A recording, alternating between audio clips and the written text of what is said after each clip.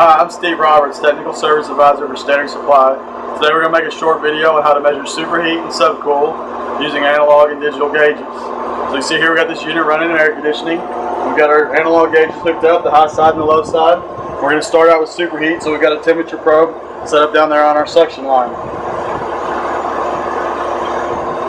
So when you're measuring superheat, you want to take your line temperature minus the saturation temperature, that gives you superheat. So right here you can see we got a line temperature of 65 degrees. So we'll put this into the equation here. And then using your analog gauges, you look where your pressure, where the needle crosses through. This is a 410 system. So you can see there it's about 26 degrees. So that's our saturation temperature on that pink scale there. So you're going to plug that into the formula. That gives us 39 degrees of superheat. Alright, so now we've got this configuration set up to measure subcooling. We still have our analog gauges set up on the high side and the low side. We just moved our temperature probe to the liquid line down there. Now what you're going to do is your formula is kind of flip-flopped here. So you're going to take your saturation temperature minus your line temperature to get your subcooling. So we look here on our manifolds, and we see there where the needle's crossing the deal about 74 degrees on the pink scale. So that's going to be our saturation temperature approximately. And then you're going to take your temperature. We're showing 66 degrees. So you're going to put that in for your line temp. Then you minus that out, and it gives you 8 degrees of subcooling.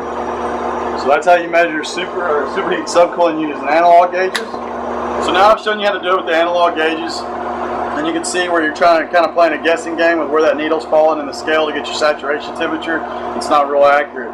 So using a digital gauge like the SMAN4, you're going to get a precise reading of the saturation temperature, and you're going to be able to get that charge spot on. With the new high efficiency units that we're dealing with now, getting the charge critical within an ounce is very important. So here I've got the digital gauges set up. You notice I got the high side and the low side. And the nice thing about the S-Mans is that I'm taking both the liquid line temperature and the suction line temperature at the same time. So when you look at the manifolds, you can see it like this. It'll be similar to what you see in a analog setup. We're seeing our suction line pressure and our suction line saturation.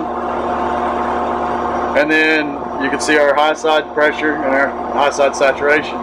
So you could do your formula with this. You can take those temperature readings and you can do that. But what's nice about this is if you flip over here, it's instantly giving us the readout of what our subcooling is, a 7.98, and then our superheat of 36 degrees.